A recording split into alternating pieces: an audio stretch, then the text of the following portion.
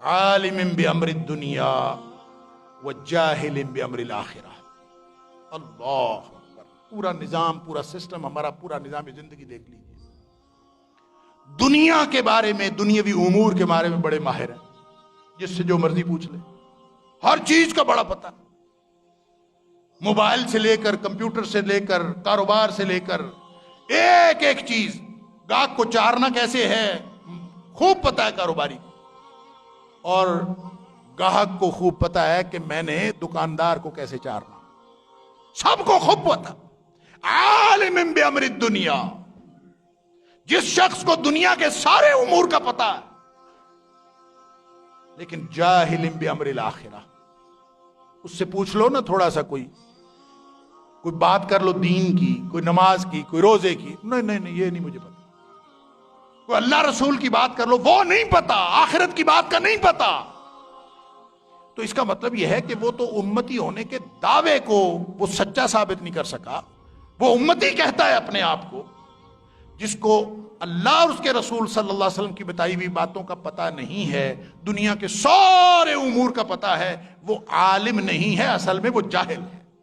لہٰذا دیکھ لیجئے جتنا ہمارا نظام تعلیم ہے، جتنی ڈگریاں ہیں، جتنے بڑے بڑے ڈگری ہولڈرز ہیں، اگر ان کو امور آخرت کے بارے میں علم نہیں ہے اور امور آخرت کا ان کا کانسیپٹ کلیئر نہیں ہے، تو ان کی ساری زندگی کی ساری ڈگریاں اور سارے ادارے کسی کام کے نہیں۔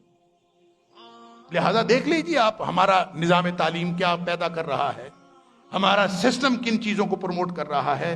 جس معاشرے کے اندر عالم کی عزت نہ ہو بلکہ اداکار کی عزت ہو، گانے بجانے والے کی عزت ہو، اور مراسیوں کی اور ڈوموں کی اور بھانڈوں کی عزتیں ہوں، اس معاشرے کے نوجوان پھر اللہ کے دین کو غالب کرنے کی جد و جہد میں نہیں ہوتے، وہ نبی کریم صلی اللہ علیہ وسلم کو اسوہ نہیں سمجھتے، وہ بھانڈ، ڈوم اور مراسی بننے کی کوشش کرتے۔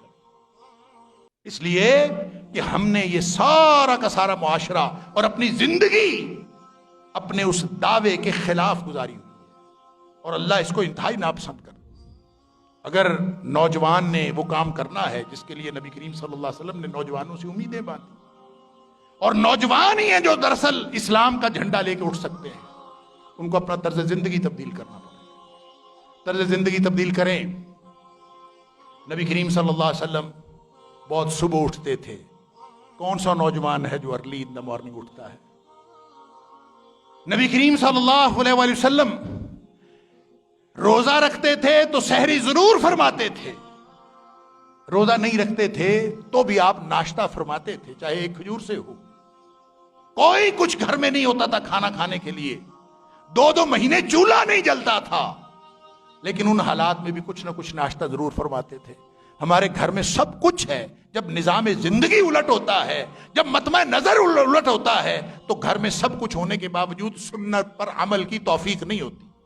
لہذا دیکھ لیجئے گھروں کے اندر، ہمارے مسلمانوں کے گھروں کے اندر کتنے لوگ ہیں، کتنے بچے نوجوان ہیں جو ناشتہ کرتے ہیں، ناشتہ تک نہیں کرتے۔ کیوں؟ اللہ توفیق ہی نہیں دیتا، سنت کے مطابق طرز زندگی کی توفیق ہی نہیں ملتی۔ وہ معمولات ہی سارے بگڑتے ہیں، سارا نظام بگڑتا ہے، پورا طرز زندگی بگڑتا۔